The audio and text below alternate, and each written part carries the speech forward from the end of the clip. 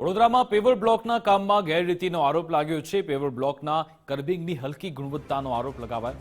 અંદાજે 70 લાખથી પણ વધુ રકમનો કોન્ટ્રાક્ટ પણ અપાયો હોવાની વિગત મળી।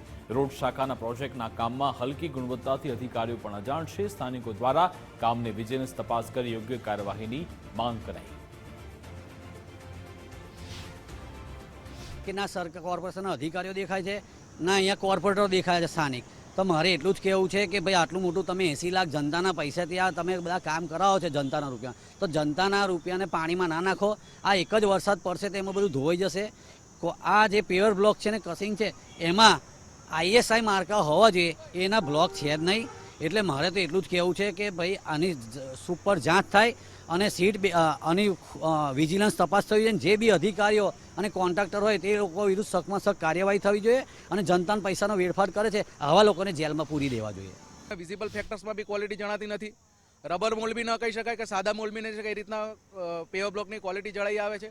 વેટમિક્સની પણ સેગ્રેગેશન છે કે બધું છૂટું છૂટું છે વેટમિક્સ। હવે આવી રીતે કામગીરી થશે તો આ પેવર બ્લોકને પ્રોપર દબાણ થશે, પાછા પેવર બ્લોક બેસી જશે, ફરી આ પૈસાનો નાણાં દીવ થાય છે। આ પેવર બ્લોકની લાયબિલિટી 5 વર્ષ સુધીની હોય છે, પણ શાસક પક્ષ અને અધિકારીઓની નીચે ખબર નહીં કયા કારણોસર કોઈ સુપરવિઝન નથી કરતું। શું આ કોન્ટ્રાક્ટરો કોઈના છાવરેલા છે? શું આ કોન્ટ્રાક્ટરો સત્તાધીશોના માણસ છે કે શું કોન્ટ્રાક્ટરને અધિકારી છાવરે છે? શા માટે આ રીતે વડોદરા શહેરના નાણાંનો દુર્વ્યય થઈ રહ્યો છે? 5 વર્ષ સુધી આ કામગીરી ન ચાલે એ કઈ રીતે બને? આનું ધ્યાન આપવું જોઈએ અને પ્રજાના પાસેનો આ ચોખ્ખો નાણાંનો દુર્વ્યય થયેલો છે। વડોદરા શહેરના શમા ગાર્ડનથી નવરચના સ્કૂલ સુધી મહાનગરપાલિકા દ્વારા પેવર બ્લોક નાખવાનું કામ ચાલી રહ્યું છે અને આ કામની અંદર ગેરરીતિ થયા હોવાના આક્ષેપ છે તે સ્થાનિકો દ્વારા કરવામાં આવ્યા છે।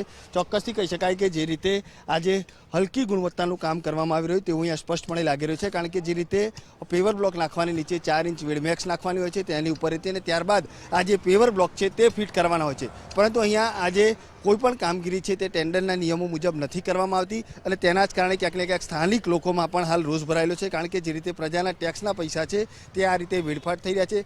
પેવર બ્લોકની અંદર પણ આપ જુઓ તો જે ISI માર્કાવાળા હોવા જોઈએ તેનો એક પણ જે સિક્કો છે તે અહીંયા નથી દેખાઈ રહ્યો। સાથે સાથે જે કર્મિંગ છે તેમાં પણ ISIના માર્કા નથી દેખાઈ રહ્યા। એટલે ચોક્કસથી કહી શકાય કે આજે કોન્ટ્રાક્ટરો અને અધિકારીઓની જે મિલીભગત છે તે અહીંયા સ્પષ્ટપણે લાગી રહી છે, કારણ કે આ કામ છે તે અધિકારીઓની દેખરેખ હેઠળ કરવામાં આવતું હોય છે, પરંતુ અહીંયા જે અધિકારીઓ છે તે એક પણ નથી દેખાઈ રહ્યા અને હાલ આજે પ્રજાના જે નાણાં છે તેનો વેડફાટ કર્યા છે। જોકે સ્થાનિકો દ્વારા પણ માંગ કરવામાં આવી છે કે આ જે 80 લાખનું કામ છે તેની ચોક્કસથી વિજિલન્સ તપાસ થવી જોઈએ અને જે પણ કોઈ અધિકારીઓ અથવા તો જે કોન્ટ્રાક્ટરો સંડોવાયેલા છે તેમની સામે કાર્યવાહી થવી જોઈએ। ચોક્કસથી વડોદરા શહેરમાં અનેક પ્રકારના કામ ચાલી રહ્યા છે। જો તમામ પ્રકારની જે ગેરરીતિ ચાલી હોય ત્યાં ખુદ અધિકારીઓ દ્વારા તપાસ કરવામાં આવે તેવી પણ લોકો માંગ કરી રહ્યા છે। એટલે ચોક્કસથી કહી શકાય કે હાલ આ જે સમા ગાર્ડનથી જે નવરત્ના સ્કૂલ છે ત્યાં અંદાજે 80 લાખથી પણ વધુનું કામ ચાલી રહ્યું છે।